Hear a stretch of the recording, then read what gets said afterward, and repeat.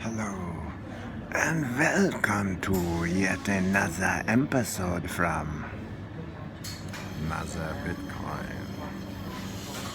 Okay, I don't want to talk too loudly or loud.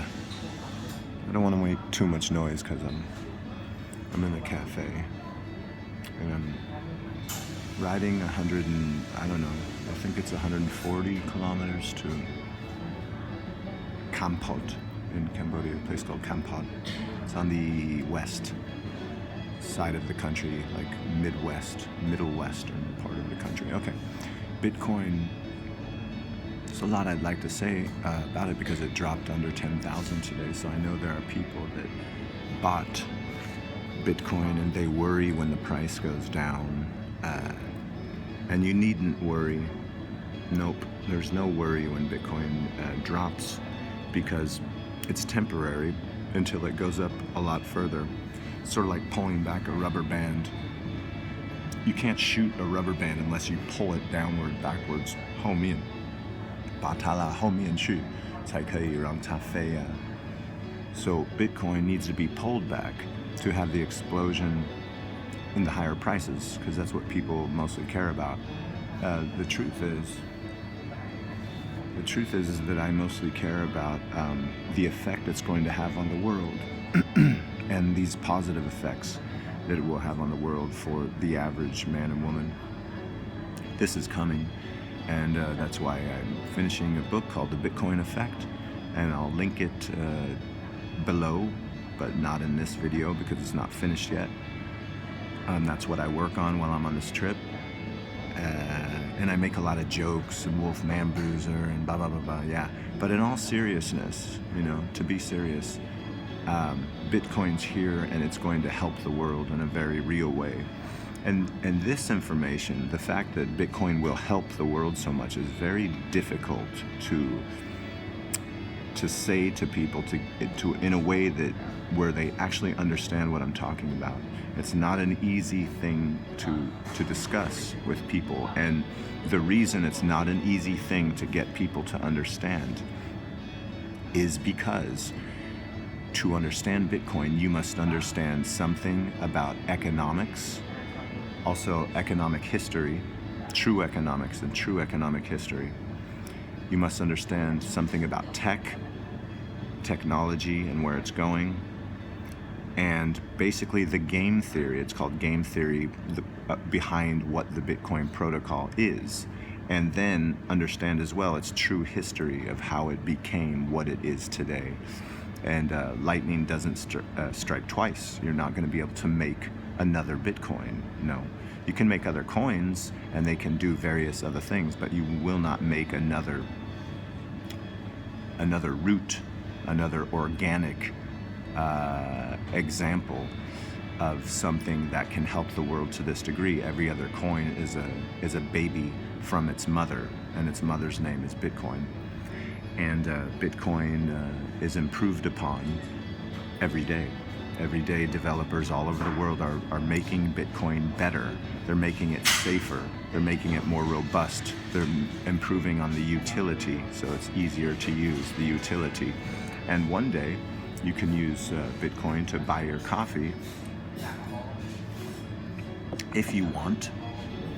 But you'll see a lot of people out there saying, oh, Bitcoin, it's failing as a money because you can't buy coffee with it. Well, no, it didn't fail at all. Do you buy coffee with gold? Would you like 1 ounce of gold? Yes. Would you like a free ounce of gold? At today's spot price is like $1,600. Would you like one ounce of gold that represents $1,600? Everyone would say, yes, I would like that. Okay, now go buy coffee with it. You can't. It doesn't mean gold has failed. However, I will say that gold has failed as a hard money. Gold has failed as a base by which everything else's value is judged.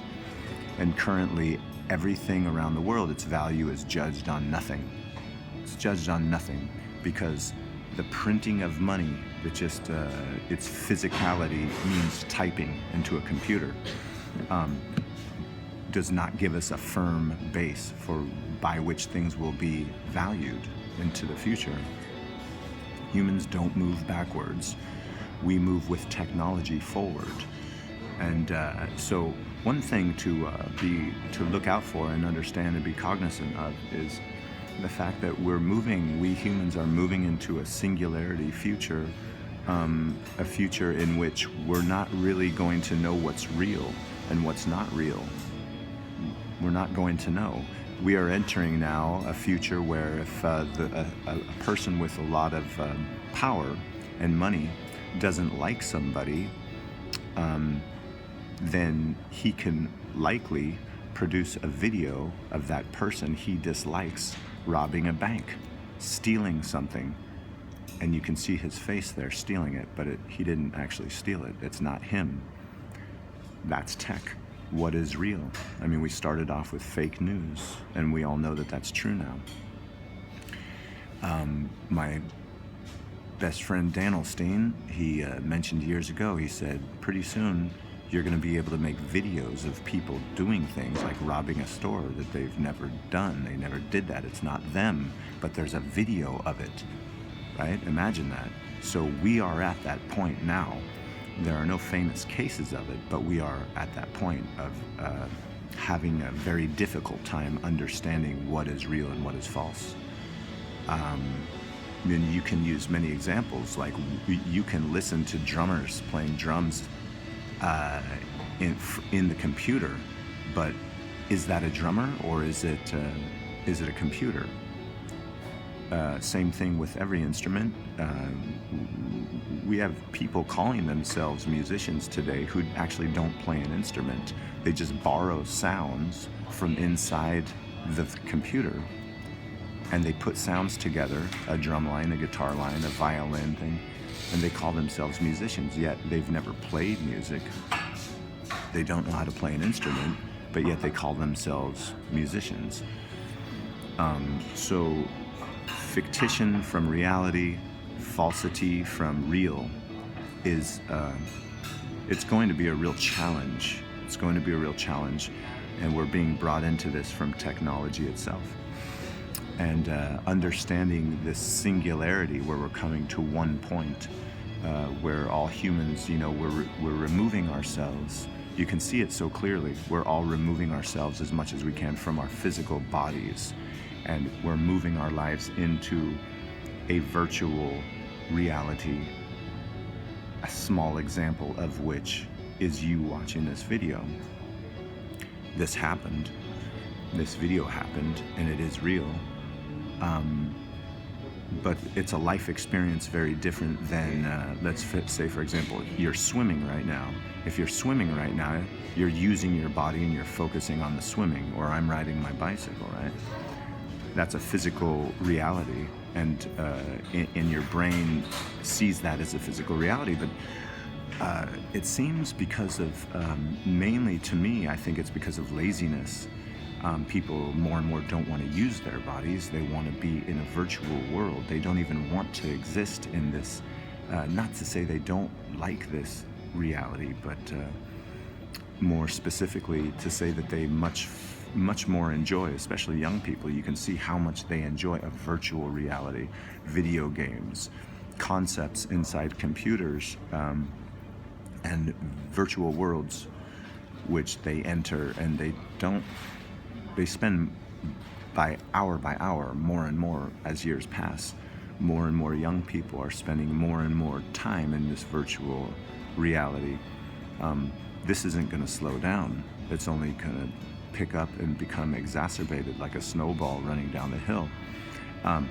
Of course, Bitcoin will play a role in this, and Bitcoin will be a positive effect in protecting us from our evil governments, every one of them.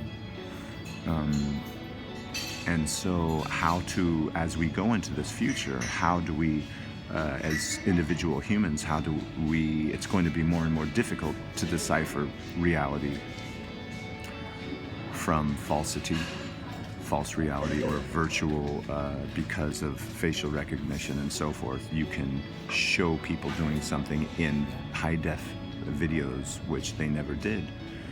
So this is going to be a challenge for we humans going forward. There are going to be many massive challenges, and one thing we have in our back pocket, one weapon we have to help us through this, is virtual currencies, and especially Bitcoin. We popped under 10,000 US dollars today,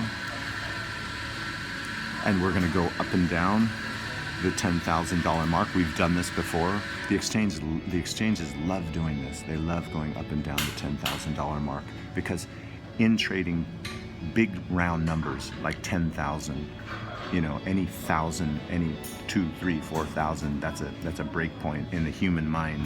It's just another number.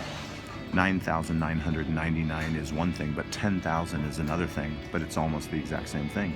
But psychologically, so the exchanges make money as you are investing, going in and coming out. They want you to buy Bitcoin when it's 10,200, and then when it goes to 9,800, 9,900, they want you to sell. So they make a lot of money from this. So expect this up and down chop, as Brother E said from CoinMarketCap. Expect this chop going forward. It will go in and out of $10,000 now, I think, for the next few days, if not a couple weeks.